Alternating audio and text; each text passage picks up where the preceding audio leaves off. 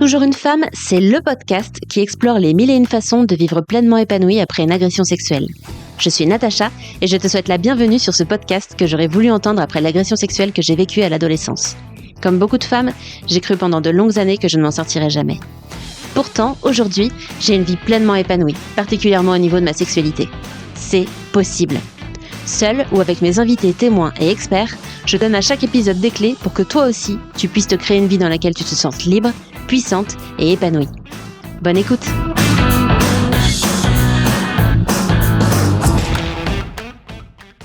Je viens de relire un échange par message que j'ai eu avec la personne qui m'a agressée quand j'avais 17 ans.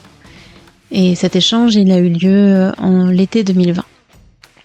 J'en suis encore émue parce que il est hyper révélateur de tout ce que j'ai traversé depuis, de tout ce que j'ai dépassé. Et je me suis replongée dans ce que je ressentais à cette époque-là. Et à cette époque-là, je ne pouvais pas imaginer ce que ce chemin allait être et vers quoi il allait m'amener. Pour te resituer un petit peu le contexte, en janvier 2020, j'étais très très mal.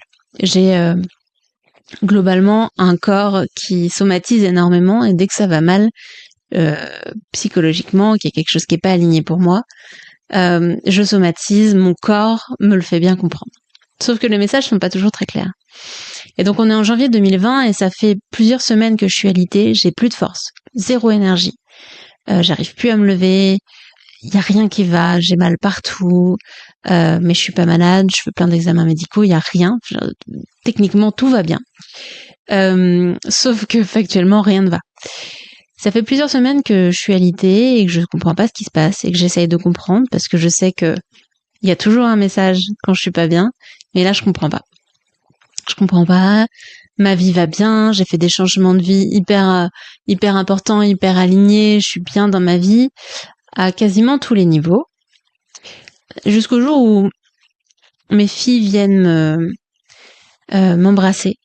Mes filles à cette époque-là étaient plus jeunes, elles avaient 3 et 6 ans. Donc des petits enfants, donc comme on connaît les petits enfants qui peuvent être très dans l'énergie, pas spécialement turbulentes, mais juste pleines de vie. Et elles sont venues dans mon lit à ce moment-là pour me faire un câlin, forcément. Ça m'émeut de le dire, mais leur mère leur manquait. Et à ce moment-là, je me suis sentie complètement débordée. Et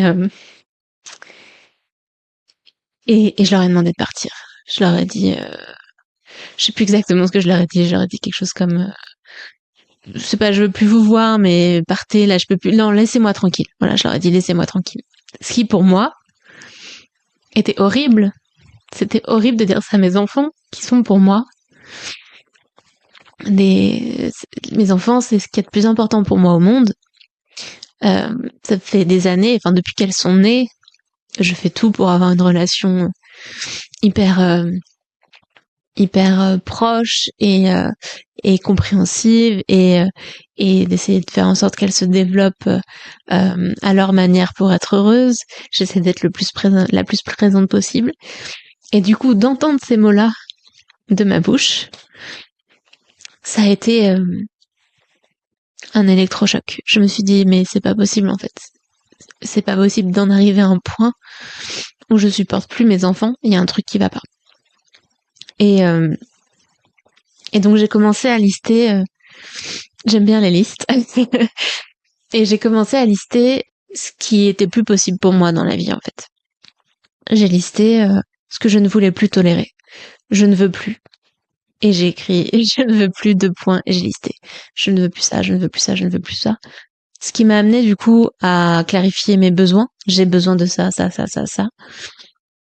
Et petit à petit, sans comprendre le lien, et aujourd'hui je le comprends pas forcément encore, j'ai eu envie d'écrire une lettre au garçon qui m'a agressée. Au garçon qui depuis était un homme, mais quand on était jeune, on avait 17 et 18 ans. Voilà, j'ai eu envie de lui écrire une lettre. Mais ça venait de nulle part, parce que je n'avais pas repensé à ça depuis un certain temps, et d'un coup ça m'est venu. Et donc ça faisait plusieurs semaines que j'étais alitée, et j'ai commencé à écrire une lettre qui lui expliquait ce que je vivais, les conséquences que l'agression sexuelle avait dans ma vie aujourd'hui, ce qu'elle avait eu comme effet depuis 15 ans, et ce qu'elle avait encore comme effet sur moi, dans ma vie sexuelle, dans ma vie de couple, notamment.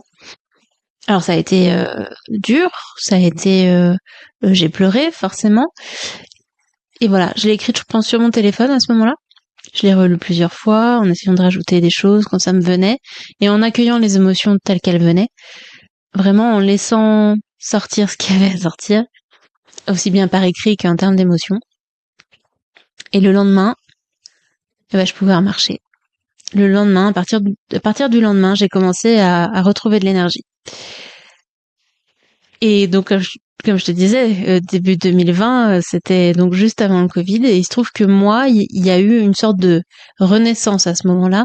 Donc du coup, pour moi, le confinement a pas du tout été difficile. En plus, j'étais dans des conditions particulièrement agréables, où j'étais à la campagne. Il y avait pas, enfin, moi, j'ai pas senti la restriction. Il y avait quelque chose en moi qui était en train de renaître à ce moment-là, qui était assez beau, comme si je venais de décider que il était temps d'avancer,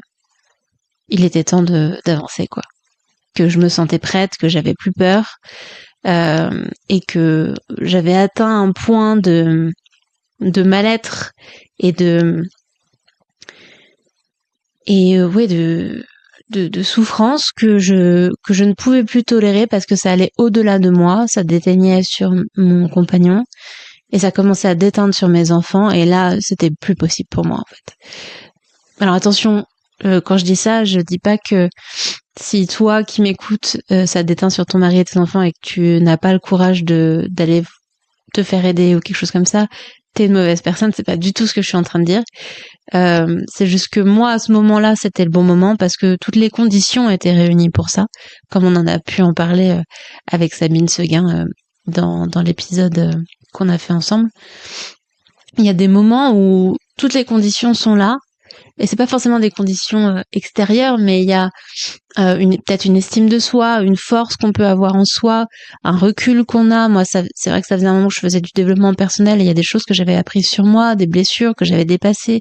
J'avais fait déjà tout un tas de démarches par rapport à mes parents, etc. Et du coup, c'était un moment où j'étais prête, où j'étais assez stable, où j'étais assez alignée sur tout le reste, pour me dire, ok, c'est maintenant, je me sens prête à y aller, et où les choses ont commencé à ressurgir. Et donc, ce message, je l'ai envoyé 6 mois plus tard, même plus que ça, c'était en août, je crois, où j'ai contacté la personne qui m'a agressée, et je lui ai demandé si on pouvait se parler, si je pouvais lui lire ma lettre. Et il se trouve que j'ai la chance, si on peut dire, que cette personne soit consciente de la gravité de ce qu'elle a fait, et ouverte à... En tout cas, à ce moment-là, elle m'a dit qu'elle était ouverte à jouer un rôle dans mon processus de guérison. Et en fait, ça s'est arrêté là pour moi. En tout cas, avec cette personne. Le fait d'avoir fait cette démarche, elle a été très symbolique pour moi. Ça a été une façon pour moi, et ça je le comprends maintenant, ça a été une façon pour moi de poser mes limites et de dire, en fait, c'est pas ok ce que t'as fait. Ça a des conséquences pour moi et je veux que tu le saches. Je suis en train d'avancer sur le sujet. Tu n'as plus d'emprise sur moi. Cet événement n'a plus d'emprise sur moi, ou n'en aura bientôt plus. Voilà. Et d'avoir fait ça, ça a vraiment été le début de grandes choses. Derrière, j'ai décidé de me faire accompagner sur plein de niveaux, sur le corps, sur l'esprit, sur l'énergie. J'ai fait plein de choses. Je suis allée voir donc des psys, des coachs, des kinés, ostéos, médiums, avec plein d'approches différentes, EFT, NERTI, des empreintes cellulaires, enfin vraiment l'hypnose. Enfin, j'ai vraiment fait énormément de choses, parce que j'étais en mode guerrière à ce moment-là. Je me suis dit, ok, mais go là, go maintenant, je suis prête, j'y vais. Je fais tout ce qui est en mon pouvoir pour avancer là-dessus. Alors attention, c'était pas une partie de plaisir, c'était pas une balade dominicale, c'était un parcours du combattant parfois. C'était C'était parfois difficile parce que ça remuait des choses, mais une fois qu'elles étaient remuées, elles disparaissaient. Et qu'est-ce que c'est bon! Qu'est-ce que c'est bon de lever les choses les unes après les autres. Qu'est-ce que c'est bon de se sentir libéré. Et aujourd'hui, je ressens pas le besoin de recontacter cette personne parce que la démarche, je la faisais pas pour elle, je la faisais pour moi.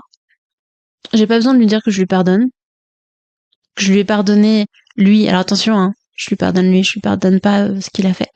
Ce qu'il a fait, c'est intolérable et c'est impardonnable. Mais je le pardonne lui. Et ça me fait du bien. Ça me fait du bien de ne plus être en colère. Ça me fait du bien de ne plus avoir peur de lui. Ça me fait du bien de ne plus avoir peur de ce qu'il pourrait refaire. J'ai l'impression d'avoir joué le rôle que j'avais besoin de jouer à ce moment-là. Tout en gardant en moi la possibilité de refaire autre chose par rapport à lui, si un jour je le sens, si je sens que c'est important. Là, aujourd'hui, j'en ai pas besoin pour moi. Et je suis assez convaincue qu'il y a pas besoin de plus pour lui. Enfin, pour lui, contre lui, ça dépend comment on voit les choses. Mais voilà. Pourquoi je te dis tout ça? Parce que il y a plusieurs choses que j'aimerais que tu retiennes de ça.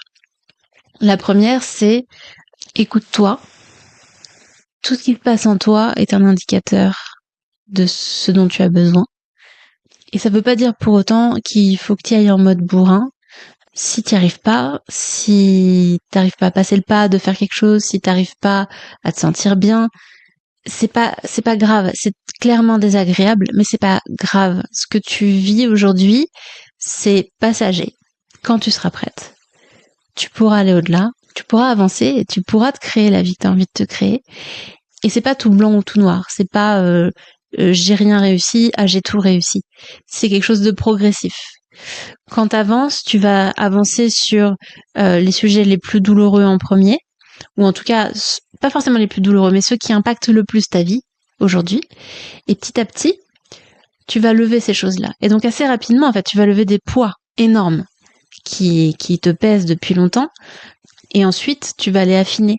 Encore moi aujourd'hui, même si j'ai une vie vraiment épanouie, alors ma vie maintenant, la vie que j'avais en 2020 par exemple, elle a rien à voir, ne serait-ce que sur ma sexualité et ma vie de couple.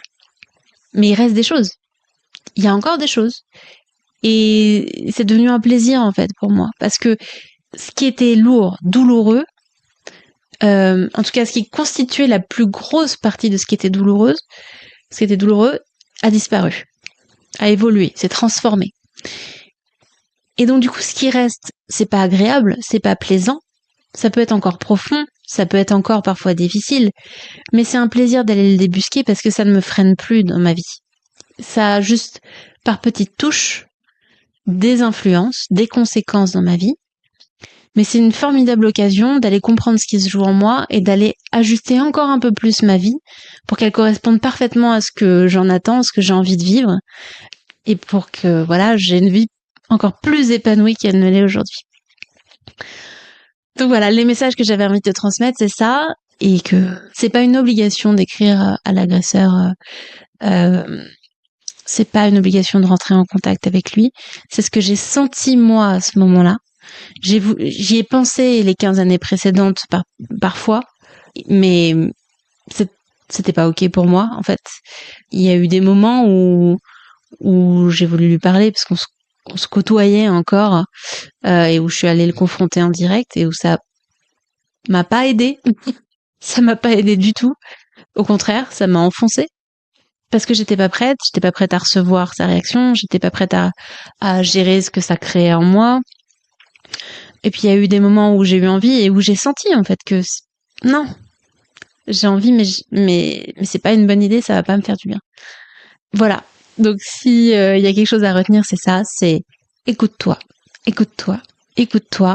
fais ce qui est bon pour toi, et si ce qui est bon pour toi aujourd'hui c'est rien, eh ben ne fais rien, laisse ta vie te guider, mets de la douceur dans ta vie peut-être ailleurs pour pouvoir être suffisamment confortable plus tard pour pouvoir avancer sur le sujet si c'est ce que tu souhaites. Je te souhaite une très bonne fin de journée et à très bientôt. C'est la fin de cet épisode. Je te remercie pour ta chaleureuse écoute. Si tu veux être informé des prochains épisodes ou en savoir plus sur comment j'aide les femmes ayant vécu une agression sexuelle à se créer une vie dans laquelle elles se sentent libres, puissantes et épanouies, rejoins ma newsletter sur toujoursunefemme.fr/newsletter. Tu retrouveras le lien en description. Je t'envoie tout mon amour et à très bientôt.